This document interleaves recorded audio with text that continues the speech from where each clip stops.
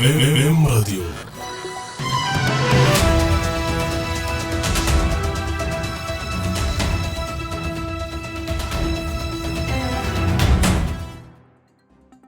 مرحبا مستمعينا الكرام، والبداية بأبرز العناوين. زيادة 1500 درهم صافية في أجور كافة نساء ورجال التعليم.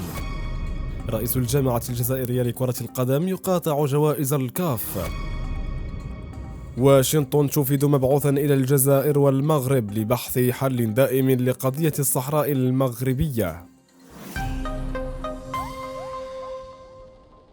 أهلا بكم من جديد وإلى التفاصيل. وقعت الحكومة والنقابات التعليمية الأكثر تمثيلية بقطاع التربية الوطنية يومه الأحد اتفاقا يقضي بإقرار زيادة عامة في أجور كافة نساء ورجال التعليم بمختلف هيئاتهم ودرجاتهم بمبلغ شهري صاف حدد في 1500 درهم يصرف على قسطين متساويين فاتح يناير 2024 وفاتح يناير 2025. ويأتي هذا الاتفاق تتويجا لأربعة اجتماعات متتالية بين الطرفين خصصت لتدارس مختلف القضايا المطروحة من كافة جوانبها، حيث جرى الاتفاق أيضا على تسوية مجموعة من الملفات الفئوية. ونص الاتفاق الذي ترأس مراسيم توقيعه رئيس الحكومة عزيز خنوش على الرفع من مبالغ التعويضات الخاصة بالدرجة الممتازة خارج السلم لكافة الموظفين المرتبين في هذه الدرجة ابتداء من الرتبة الخامسة بمبلغ شهري يساوي 1000 درهم، ومنح تعويض تكميلي بمبلغ شهري يساوي 500 درهم لفائدة أساتذة التعليم الثانوي التأهيلي، وكذا إحداث تعويض تكميلي بمبلغ شهري يساوي 500 درهم لفائدة المتصرفين التربويين.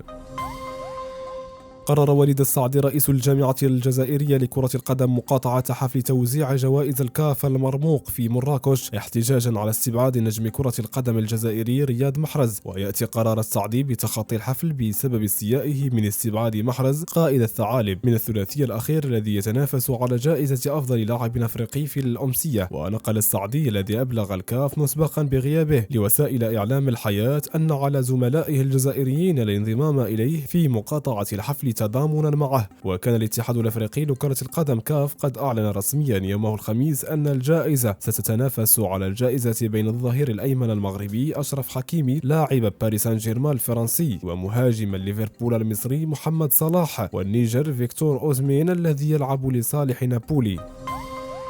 أوفدت الولايات المتحدة الأمريكية جوشوا هاريس نائب مساعد وزير الخارجية أنتوني بلينكين الأربعاء 6 دجنبر 2023 إلى الجزائر في زيارة رسمية. وقالت الخارجية الأمريكية في بيان جوشوا هاريس نائب مساعد وزير الخارجية وصل إلى الجزائر العاصمة لبدء جولة من المشاورات مع الجزائر والمغرب حول دفع السلام الإقليمي وتكثيف العملية السياسية للأمم المتحدة في الصحراء المغربية لتحقيق حل دائم وكريم دون مزيد من التأخير، فيما يمكن اعتباره إشارة إلى أن واشنطن انطلقت إلى السرعة القصوى قصد إيجاد حل لهذا النزاع الذي عمر طويلا، وأيضا إلى تسمية الجزائر كطرف أساسي في هذه القضية. وتأتي هذه الزيارات في الوقت الذي تواصل الولايات المتحدة الأمريكية دعمها لمقترح الحكم الذاتي باعتباره جاذا وذا مصداقية وواقعية ونهجا محتملا لتلبية تطلعات شعب الصحراء، كما جاء في بيان أخير لوزارة الخارجية الأمريكية.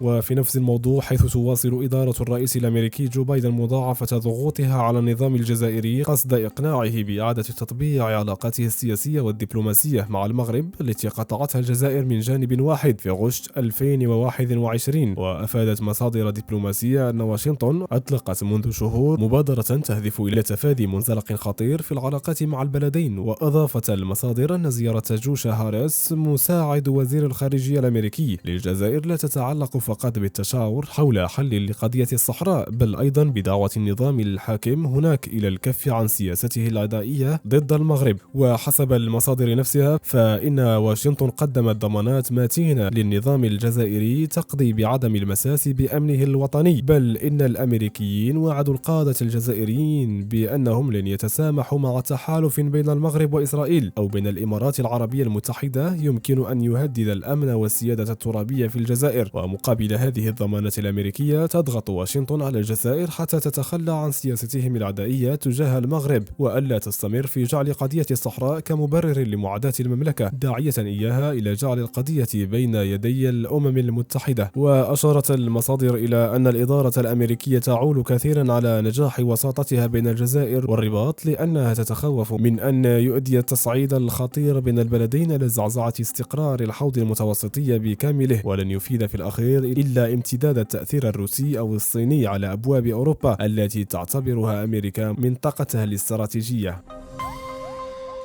تدخل المدارس العمومية أسبوعا جديدا من الإضرابات بعد العطلة البينية التي استفاد منها التلاميذ طيلة الأسبوع الماضي، إذ قرر التنسيق الوطني لقطاع التعليم شل المدارس ل4 أيام ابتداء من يوم الأربعاء إلى السبت المقبل. وقرر التنسيق الذي يضم في عضويته 25 هيئة خوض إضراب وطني عام يمتد ل4 أيام واستمرار الوقفات داخل المؤسسات يوم الاثنين ويوم غد الثلاثاء، إذ سيخوض المضربون ساعة من الاحتجاج بعد الاستراحة في المؤسسات الثانوية وساعة خلال الاستراحة في الابتدائي. الأمر نفسه بالنسبة إلى أطر الدعم الذين سيقاطعون جميع التكليفات بالحراسة العامة وغيرها من المهام.